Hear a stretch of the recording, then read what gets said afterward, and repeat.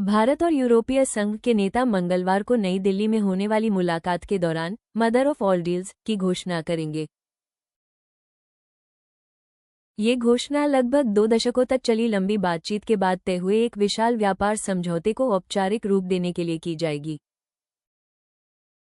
यूरोपीय संघ के शीर्ष नेता और प्रधानमंत्री नरेंद्र मोदी इस ऐतिहासिक समझौते को अंतिम रूप देने के लिए आमने सामने बैठेंगे, जिसे भारत ईयू संबंधों में एक नए युग की शुरुआत माना जा रहा है। ये समझौता भारत को दुनिया की 2 सबसे बड़ी अर्थव्यवस्थाओं, संयुक्त राज्य अमेरिका और चीन, से उत्पन्न होने वाली चुनौतियों के खिलाफ खुद को सुरक्षित और मजबूत बनाने में मदद करेगा। भारतीय वाणिज्य सचिव राजेश अग्रवाल ने सोमवार देर रात एएफपी से कहा कि आधिकारिक स्तर की वार्ताएं पूरी हो चुकी हैं और दोनों पक्ष मंगलवार के शिखर सम्मेलन में बातचीत के सफल समापन की औपचारिक घोषणा करने के लिए पूरी तरह तैयार हैं।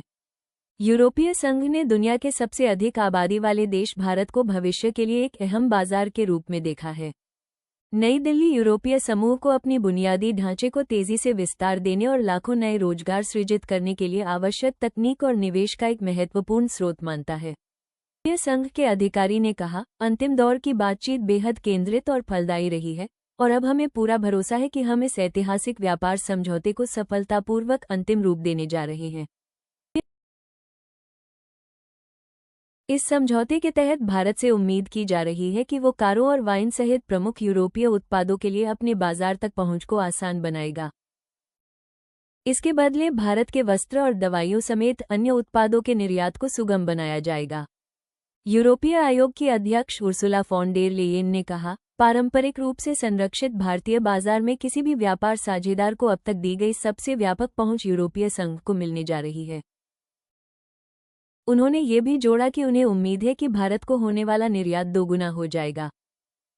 हमें प्रमुख औद्योगिक और कृषि उत्पाद क्षेत्रों में एक महत्वपूर्ण प्रतिस्पर्धात्मक बढ़त हासिल होगी।